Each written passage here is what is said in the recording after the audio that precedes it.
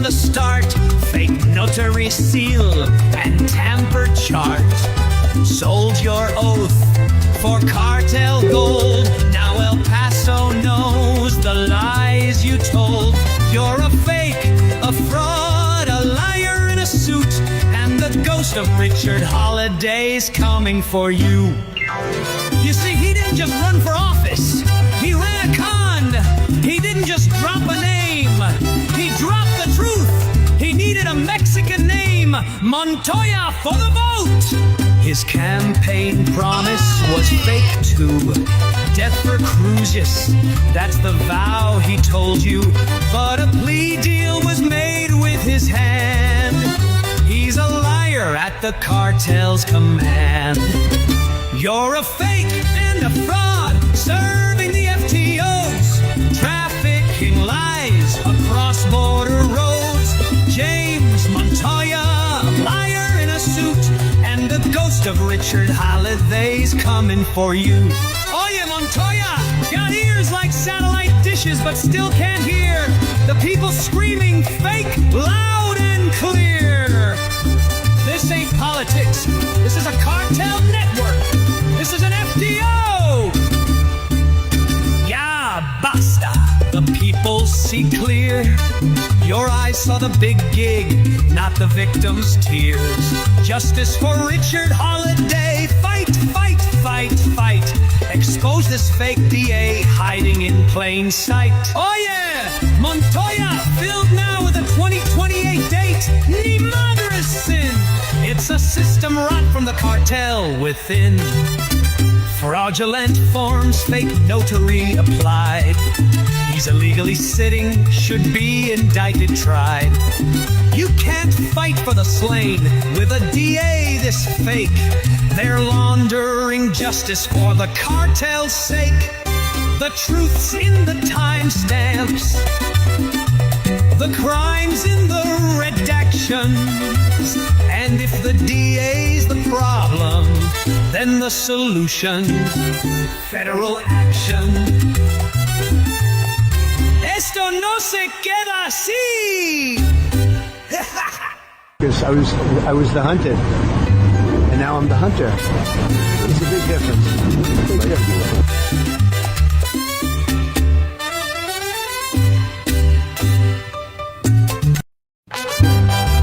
Oh yeah.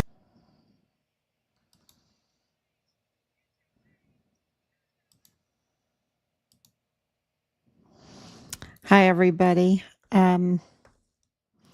Wow, that's a lot to unpack there. That's a lot to unpack. So let's get started. 2007 days since Richard was forcibly removed from his barracks room there on Fort Bliss. Fort Bliss, the sister city, the sister base of Fort Huachuca.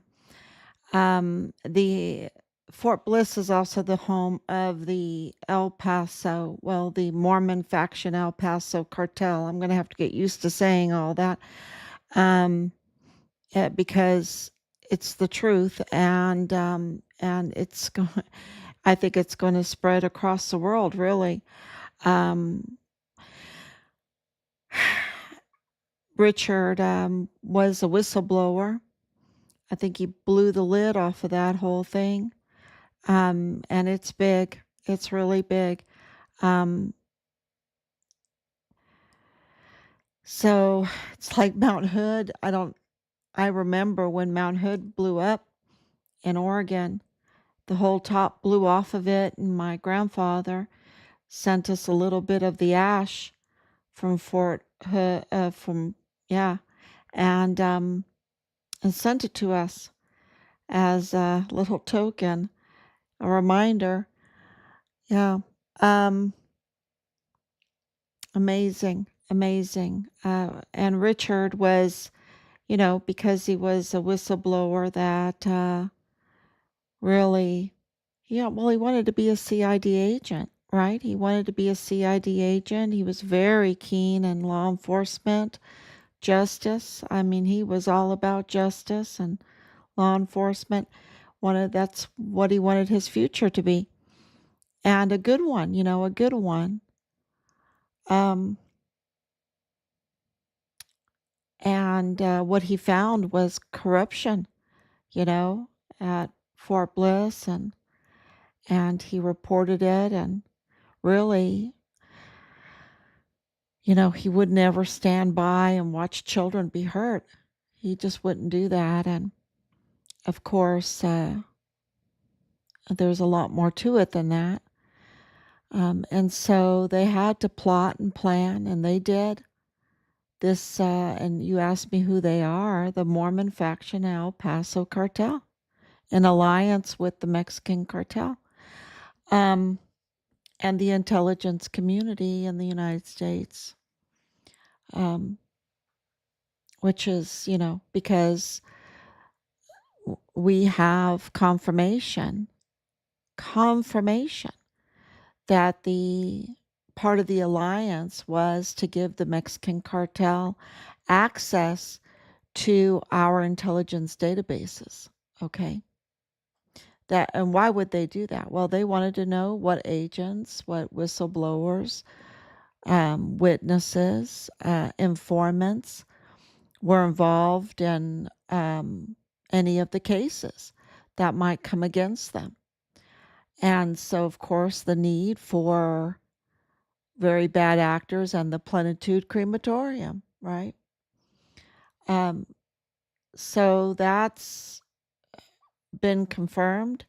Also, that Assistant Special Agent in Charge, Colin Wetton, is the one that gave the Mexican cartel Richard's identity, putting a target on it. He's really one of the very, very main individuals that's responsible for the death of Richard. I would say he's probably top one or two, maybe top two.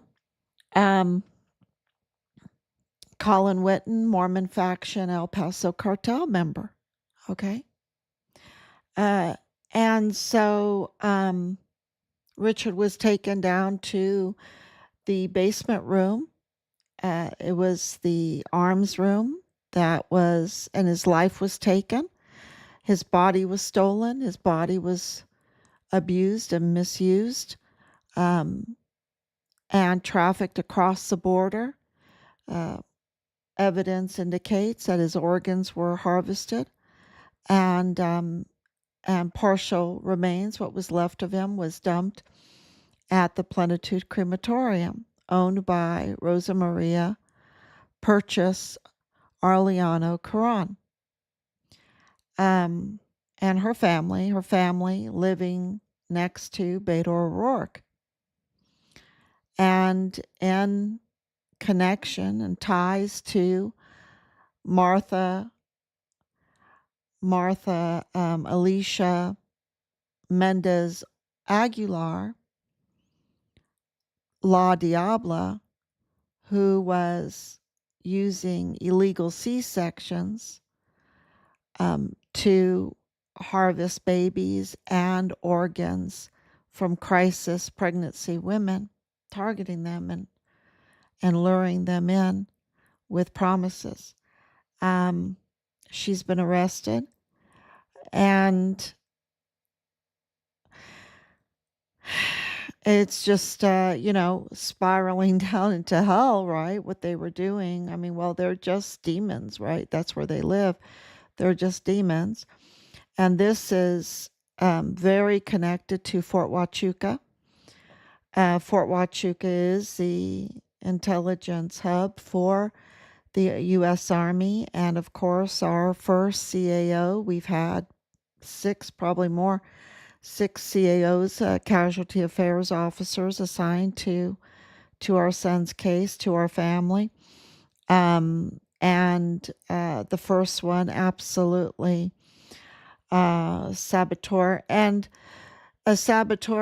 also an asymmetric warfare officer, which is all that training is in Fort Huachuca, TRADOC, So we knew that TRADOC was involved. We knew that asymmetric, I've been saying that for years, that he was caught red-handed performing asymmetric warfare tactics on us, on our family.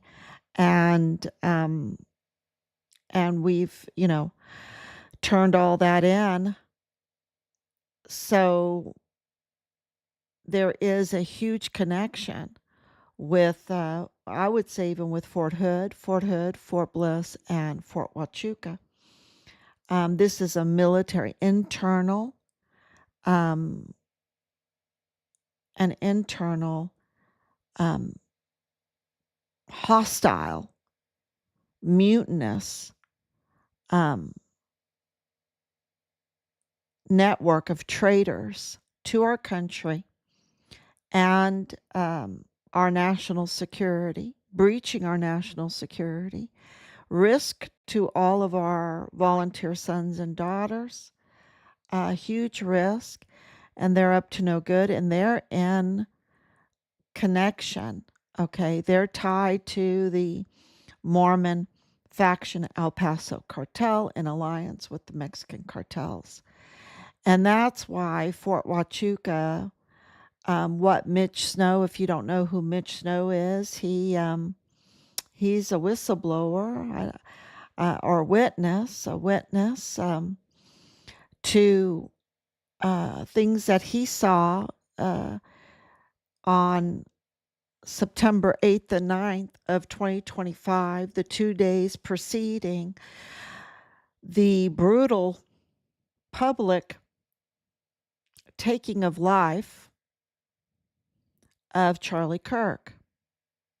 And what he saw there has been confirmed to be believed by Candace Owens really today.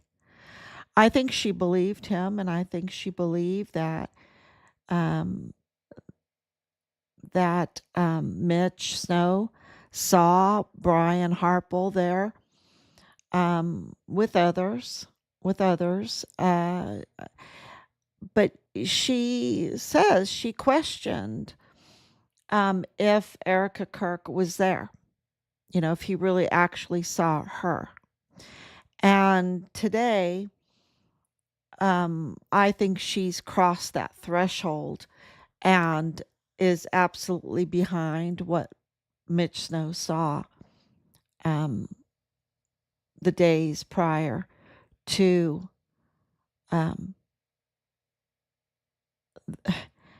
the absolute betrayal of Charlie Kirk.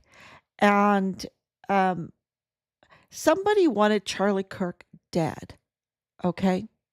And that wasn't a secret. We know that from evidence that before he was killed, like Richard was asking for a transfer, okay? He was under whistleblower protection guards, right? He wanted out. He wanted out of his unit. They knew. They wanted to keep him there because they wanted to keep him under their control and command. And that's very similar to what Charlie Kirk, it's like the same playbook as what Charlie Kirk was saying. This is, was his organization. And yet he was under threat and he was being bullied and he was in fear of his life. He was in fear of his life, like Richard told us, he was in fear of his life.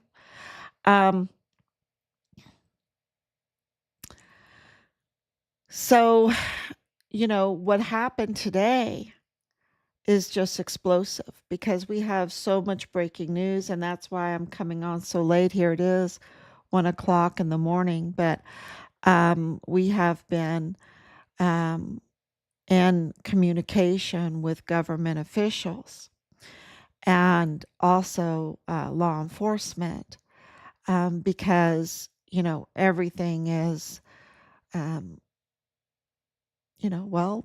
it's blowing up, the top is blowing off, and the truth is coming out, and Richard is central to all of it. Richard, and I know that that seems, I don't want it to be that. I don't want Richard to be central to all of this, but he is. He's central to all of this. He's central to the Walmart shooting. He's central to um, the tampering of the 2020 election. He is to the Jeffrey Epstein, John of God pipeline. Okay. He's central to what was going on at Fort Huachuca. When you have leads that are Farnsworth, and then you have people that are tampering with a crime scene in Charlie Kirk's case being Farnsworth, when you have the Mormon faction El Paso cartel being involved in both, they're involved in both, y'all. And what Richard was whistleblowing, having direct contact with all of that and not staying silent, and reporting and being in communication with Washington D.C., being in communication with FBI Houston, because FBI El Paso was not trustworthy, right? Was absolutely not trustworthy. So being in communication with CPS multiple times, being in communication with IG and his command, being in communication with the El Paso Police Department, calling 911 multiple times. And then there's the tampering of the record, right? So the tampering of the record to erase a lot of this, so but people make copies, right? People make copies. It's just like they view it as a trophy or something. It's kind of like Leilani Hart, who's a prime suspect in the taking of our son's life and the cover up and everything. And really part of this the operations of the Mormon faction El Paso cartel. Okay, she's part of those main operations. When she files a confession of, facilitating the worst type of crimes against children, including our son's platoon leader engaging in unnatural relationships with his father and brother while he's in uniform, which is illegal. And more, she confesses to a lot more. The worst type of crimes against a 7-year-old in her master bedroom by multiple members of her household. And not reporting that promptly in a timely fashion. That's a crime. Her illegal status, that's a crime. Illegal weapons, possession of unregistered illegal weapons, that's a crime. All of these are confessions, and she passed that around, right? It was like a badge of honor. It was like a trophy for her. And, we have the case numbers even, because of the access that the alliance had made with the cartel, see. Then she was able to access the numbers, her case numbers, which you normally don't get. So, this is really very similar because it has the same fingerprints on it. It has, like what I said last night, like a facial recognition application. This is a Mormon faction El Paso cartel recognition application with nodes, that if the nodes are in the right place, like a fingerprint, it's like warning, warning, warning, and it goes off, and this is the same nodes. Well, um,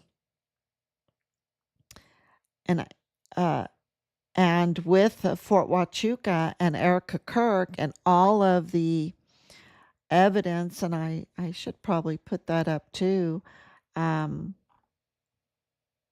what I'm talking about. So Erika Kirk, this was leaked, this internal call, what is it, 6 days later. And I might have got that wrong in my post. I need to make sure. But it was 6 days later, this internal Zoom call that she had with the TPUSA staff, right? And so Candace Owens, because Candace Owens used to work for TPUSA, right? And she had this very close relationship with Charlie Kirk because they were both, gifted and talented. They were gifted and talented. You connect, right? You connect. And she was working for them. She made friends there. She gained trust there. She left them. And this happened to Charlie Kirk and people on the inside that were not happy with the failed security team. This security team, just so you know, is paid a lot of money. They're not a typical security team. And in this day and age with drones, they should never have put Charlie Kirk in a hole, okay, where everybody's above him. And they should absolutely have secured every roof, okay, every roof. But we know that there is so many irregularities and nothing makes sense, and that people are investigating this every little frame of every video they can get. And so there are very compelling theories of what happened, what took Charlie Kirk's life, that really indicate, this failure of the security team doesn't seem like their failure, right? And it doesn't seem that TPUSA, and who is represented by Erika Kirk, she is the new CEO, right, or COO or whatever. She is the leader of TPUSA, and TPUSA, and then separately, as even though it's the same person, but the widow of Charlie Kirk, they don't look at that security team as being a failure. Matter of fact, they are still her security team that get loads of money. It would be very interesting to know how much they get paid, because they get paid loads of money. And she doesn't seem to be afraid, right? So that means she knows that she's not in danger. They're not after her, or something more sinister, right? So maybe something more sinister. So, but the fact that she has kept this team, this company, indicates that they did their job, that they didn't fail after all. What does that mean?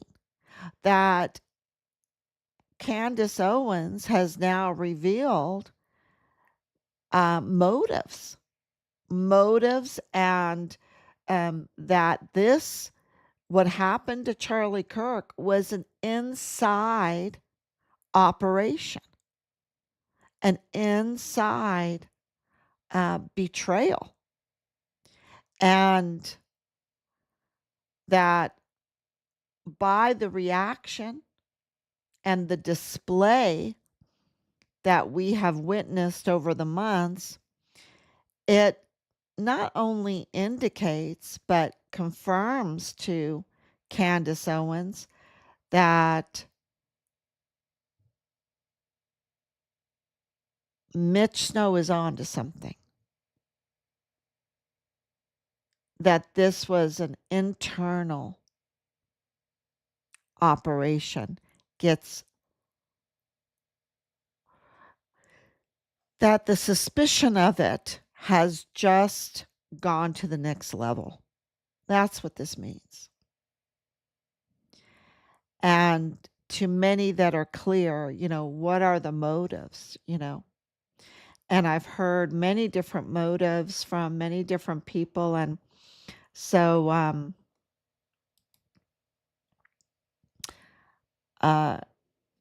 one person was telling me that Jackie O, right? Jackie Kennedy,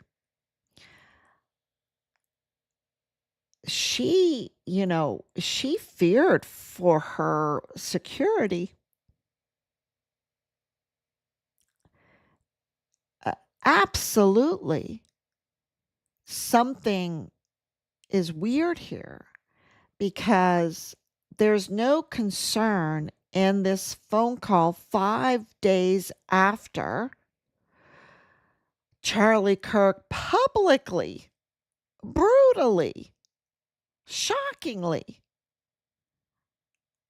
traumatizingly, I don't know if that's a word, but I'm going to use it. It traumatized me. I wasn't a huge follower of Charlie Kirk, right? It's more of my children. When I saw that, and I remember exactly where I was sitting in my daughter's van and opened up the phone, and there it was. And it was traumatizing.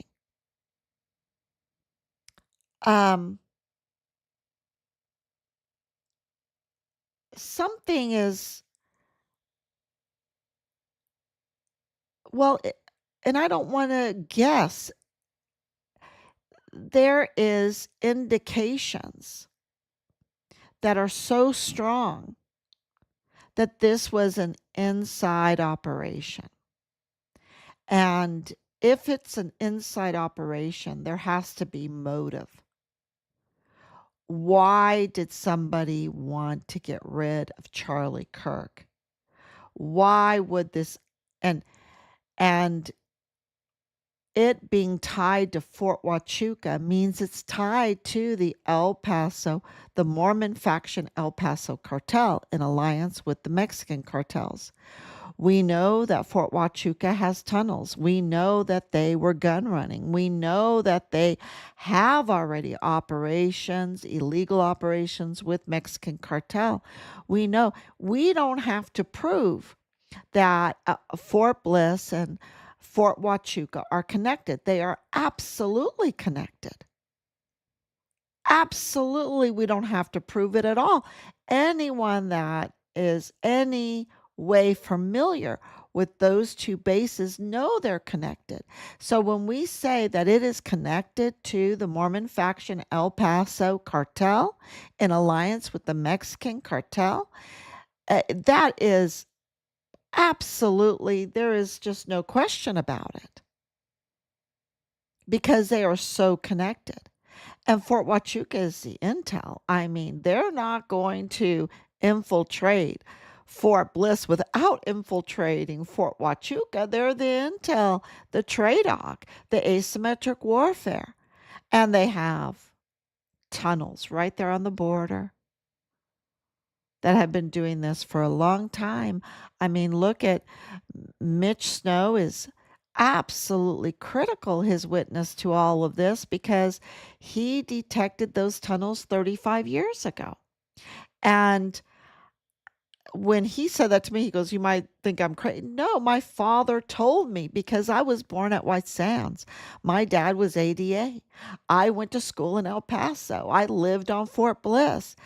I used to jog Fort Bliss with my dad. He told me there were tunnels everywhere, all under, under Fort Bliss. There are tunnels, vast amount of tunnels.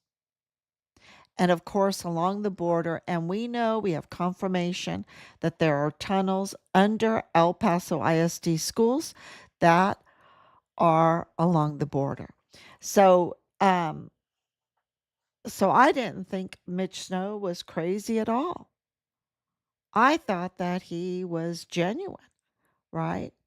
When I spoke with him, um, and this connection with our son's case, with the Charlie Kirk case, I didn't have to have any convincing because it only took me a day, not even a day, with our family to investigate the connection, to know that there was a connection between what happened to President Trump that was unsuccessful, those that were involved in that, the names that they did release, and you have to do it very quickly, and what happened to um, Charlie Kirk because of Jerry Twiggs, right? Jerry Twiggs and his grandson, and Tyler Robinson, and all the names that were released, knowing that it had absolutely ties to this Mormon faction El Paso cartel. Um, and as time has gone on and more information has come out, and then especially today, which is just jaw-dropping breaking news, that now Candace Owens is giving us the the motives, the motives. So, and I did post those motives. No, one thing that everybody has to also remember in this, or that I would like to remind people of, is that there are ongoing investigations, things that are not reported in the news, but we have confirmation from our government officers and the law enforcement that uh, those loyalties that we have established in over 5.5 years of investigating day in and day out.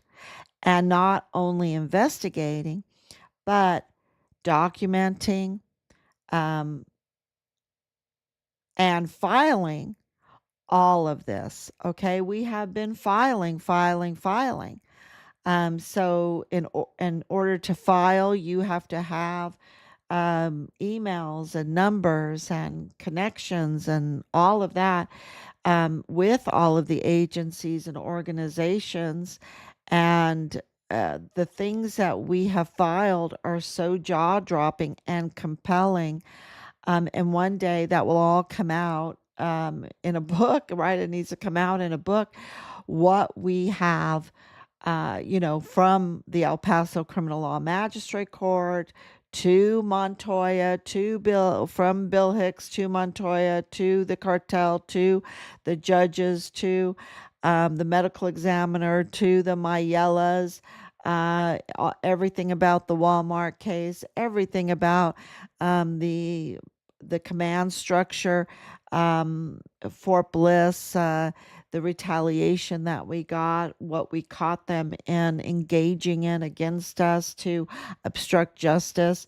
In our son's case, like, for example, Nadal Baim and all of his connections, and they're just telling us, oh, he's just a nobody.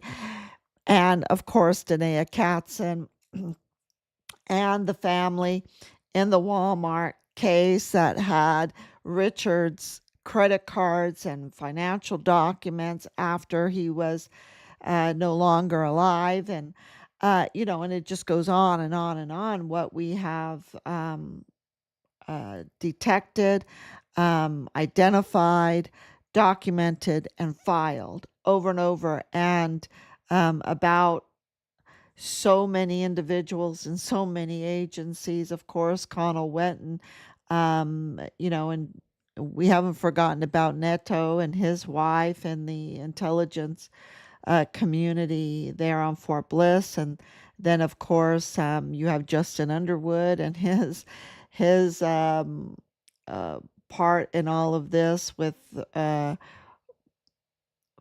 filing in or submitting tampered evidence, and just Felix Valenzuela and his part in all of this, and um, receiving Joe Spencer's audios that prove that what we're saying about the Walmart case, about Patrick Crucius's autism, about the multiple shooters, about the multiple surrenders, the lack of any kind of racism, the lack of any kind of hate crime, with Patrick Crucius and the um, under that definition, okay, under that definition, but that there were multiple shooters, that this was very El Paso Mormon faction cartel linked, the Walmart shooting too, and Beto linked, of course, Beto O'Rourke linked, Allen, Texas linked, because of Crucius is from Allen, Texas, where Dan Flood is from.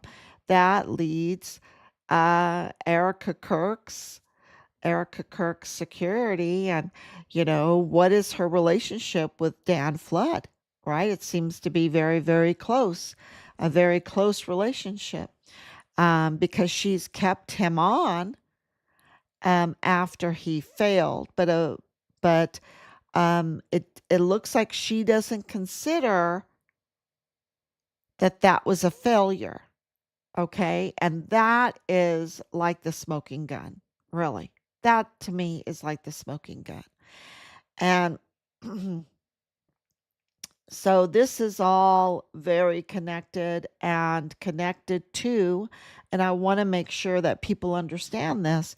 This is connected to the Jeffrey Epstein pipeline that goes all the way down and hits Brazil and the John of God farms. Okay. Um, wow. It's just gives you chills. But there it is. That's the, you know, there's no photoshopping of that. There's no AI of that. That is all documented over years and years. I mean, um, so, what are the motives when you're connecting Charlie Kirk and Richard's cases and Fort Huachuca and TPUSA and Fort Bliss and with the Mormon faction El Paso cartel in alliance with the Mexican cartels, that's in alliance with John of God and Oprah and Beto O'Rourke and La Diabla, it puts a picture together that you really don't want to look at, You don't really want to look at it because it's really a horror story. And then you add Plenitude Crematorium, the picture of hell on earth, right? And connecting those with the funeral homes that are transnational funeral homes that are absolutely engaging in major fraud, um, and just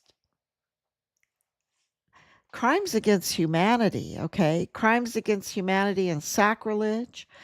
When you have bodies just laying there year after year after year, and they were years old, these bodies that they were flesh peddling um at this crematorium that was raided, over 400 at just one go. But over the years, how many went through there? And I do want to make a correction. The correction, while I'm thinking about it, because I've been meaning to do this, is that the ovens at the crematorium were reported to not have been working, not in operation. But we have evidence that the night of the raid, the night following the raid, that the ovens at the crematorium lit up and they ran all night long, and and the smoke was just atrocious. Okay? So I want to make sure that people know that they were flesh peddling, that it wasn't because of a broken oven. Okay? So that is because the the news stories reported that it was inoperable, but we have other evidence now. So I just wanted to put that out there, and please share it. Please make a post about that and share it, because it's important evidence. Um, it changes the whole case. It changes the whole case. Um, so, I mean, what they were doing was absolutely crimes against humanity and sacrilege. Crimes against God. That's what that means. So possibilities for TPUSA for an internal operation against Charlie Kirk. What would be the motives for that? Well, to if Charlie Kirk found out about the tunnels, or any kind of trafficking or operation that had infiltrated TPUSA, or any kind of money laundering that was going on in TPUSA, things like that, which we have indication because he was asking for a Doge type audit of TPUSA. That means, like a very intense audit. Um, that to stop from that happening, that could be a motive, right? That could be a motive. And then the second one, to preserve the operations, because how sweet it is to be so criminal and yet cover it up with Bible verses, right? And I'm a Christian, right? I'm a Christian.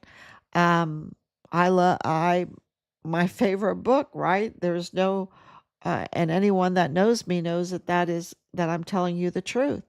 Um, but when they use Christianity as a deception, right? Like the devil, well, did God tell you? Well, uh, to deceive, to use God's name in vain, to absolutely deceive people for financial gain, for power, for political power, for a cover of illegal activities. Um, you know, this is, they want to keep that operation going. That would be the motive. So the other one is self-aggrandizement. We know that Erika Kirk, so this is just something that somebody suggested. This is a suggested motive, and I thought it was pretty compelling because there is a long history here that Erika Kirk wanted to get popular. She wanted to get into the movies. She wanted to get in front of the camera. She wanted that kind of self-aggrandizement. She wanted that kind of career, and you have to get a foot into that, into Hollywood or whatever. And you know, so she's pretty much she's pretty well known around the world now, right? So that might give her some platforms. Um, and so that could be a motive. And then to seize political power, TPUSA was getting very politically influential, very, very politically influential. Matter of fact, the vice president came from the recommendation of TPUSA. And so, of Charlie Kirk. And so if, you don't want to have that power withdrawn or blown up or whatever. So that could be also, if you threaten that kind of power, that could be a motive. If Charlie Kirk wanted to say, well, I don't want it anymore. I don't want it anymore. I don't want that kind of power anymore. That could be a motive. Um, it really seems like Charlie Kirk was not going along anymore with the direction that the internal hostile um, and uh, I don't have to guess that there's an internal hostile. We know now because of the firings and because of the recording of one of the staff members during the firing. It was very hostile.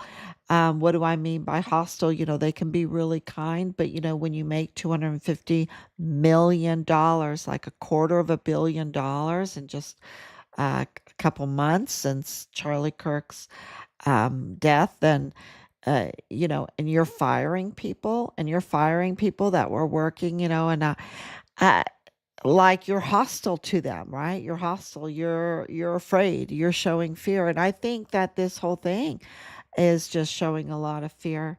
Absolutely. Which I'm going to get into with Montoya and do like a little overview of that video because there's so much to unpack there. That video that I showed you at the beginning. But we'll end this with the last, and I think it's probably the most important motive that could possibly be for what they did to Charlie Kirk, and that is because of the ongoing investigations. There are absolutely ongoing investigations. And we know that that's going on in El Paso and Fort Bliss. And it's very tied to our son's case. And if it's going on um, at Fort Bliss, it's going on at Fort Huachuca. Okay? Because they are tied. You know, they're sister bases. They're very tied. And Richard's case also includes the asymmetric warfare officer, uh, includes TRADOC. And so this is why this is so compelling because we know that they're also engaged in cartel activity there. Um, so, yeah, to really try to thwart accountability. Um, so it's going to be very, very interesting because boy, they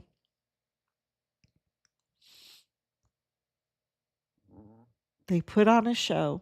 They put on a show, and they try to be very deceptive and distract from what's going on.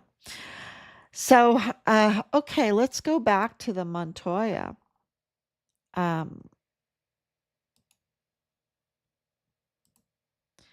Because I think that that is really, really important to understand what just happened and what's going on in the 34th Judicial District Attorney's Office right now. So there's been a death. Okay, there's been a death. His name is Peter Melendez, and an investigator in the DA's office. And we have, of course, our um, government officials and law enforcement, uh, are really concerned about this death. And why? Because um, since Montoya, like what, a year now, a disastrous year, he has deputized 27 peace officers, like investigators to peace officers, for the DA's office for uh, the purposes, and the word that we're getting, the reports that we're getting, is seemingly to patrol and police the courthouse. Okay? 27 police officers to police the courthouse, to essentially, what that means to us, and please correct me if I'm wrong, but it means like to bully the judges, bully lawyers, um, bully witnesses, get information, to patrol and to police the courthouse with a police force. That's what it seems that Montoya just did. Okay. So it seems very, very shady. And now we have one of them that is no longer alive, and that's Peter Melendez, who we have confirmed that he was targeted and bullied. And so this is the place where you should feel the most safe. It's kind of like the barracks.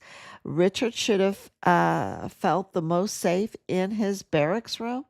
And Peter Melendez needed to feel the safest in the DA, working for the DA's office. He shouldn't fear for his safety. And yet, the information we're getting is that he was absolutely targeted and bullied. Um, and we're questioning the whole narrative about what happened to him, because of the information that we're getting.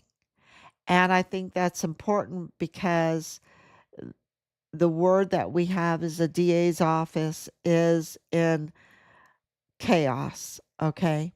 Is in chaos.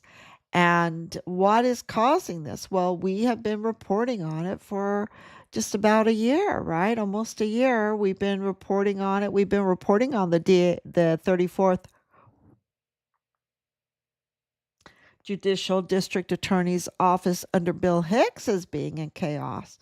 I mean, real chaos, being usurped, and with James Montoya, it's no different. It's a higher level. It's a major deception. It's now we have a 27 police force to cover up for Mr. 2028 stamp. Okay, I mean, that's absolutely what this looks like, that he's putting, a police force around him, doing some dirty work, because he is not legally installed. So even the deputizing of these police officers is invalid. They're not valid, because he is not the DA. He's not the DA, even though he is acting as an imposter DA, trying to deceive everyone into believing that he's a DA, but he's not the DA. Legally, on paper, he's not the DA because he failed to install properly and even tampered with the documents, hence the nickname Mr. 2028 stamp. Okay, James 2028 stamp Montoya. And he also deceived the voters because his name is James Bonneau Montoya. It was James Andrew Bonneau, and then he changed his name to James Bonneau Montoya. And when that happens, especially when you're doing this kind of election and DA stuff, you have to sign your name and even campaign with your full name. Um, so it's very deceptive and very illegal, and I'll let the lawyers work all that out. Um, uh, because, right now he built a little police force for himself on taxpayers' dime. It's the taxpayers that are paying for this. And it seems very brown shirtish, very brown shirtish. Um, and, where um, judges now, not every judge, there's 5 judges, including Anthony Aoun, that are imposters too in the criminal law magistrate court. But there's a bunch of other judges that are now being policed by these Montoya's police force, paid for by taxpayers' money. Yeah, this what law enforcement is like in El Paso? No, thank you. Is this what justice is like in El Paso? No, thank you. And I think that everyone needs to, you know, post and post and post and post and write. I mean, I don't know if what are you going to write? Veronica Escobar? Oh, sorry. It is almost 2 o'clock. I better get to bed. So this is really breaking news, and that's why I have to come on. And there's no time to sleep. I have to take the time out of the sleep to come on and make sure that everyone knows what is going on in this and the connections. And of course, we spend a lot of time making the music and making the memes and everything, the maps and that. Um, so you have uh, an understanding of what's happening, and um, when all of this really comes out in the open, that you won't be traumatized, that you won't be shocked um, of the internal betrayal in Richard's case and also in Charlie Kirk's case. And of course, Montoya is just a big face of that internal betrayal. And I'm not picking on one side or the other. I put up Ted Cruz's, right? Ted Cruz at absolutely, and he still could probably do the right thing, but I don't know. He is taking money from the Mormon faction El Paso cartel for his campaign. So you know, um, he absolutely had the whistleblower's complaint that identified the prime suspects and confirmed the foul play and the tampering and leaking in our son's case in January of 2022, and did nothing, really did nothing. So Ted Cruz is really a rotten, worse than that. He really needs to also be in handcuffs too. So this is not him and Montoya can share a cell together, right? Um, so that is the news for today. It that's not all of the news for today, but those are the highlights. And I will absolutely be on again tomorrow. Thank you, Laura, so much for coming on this late, and your love and your prayers.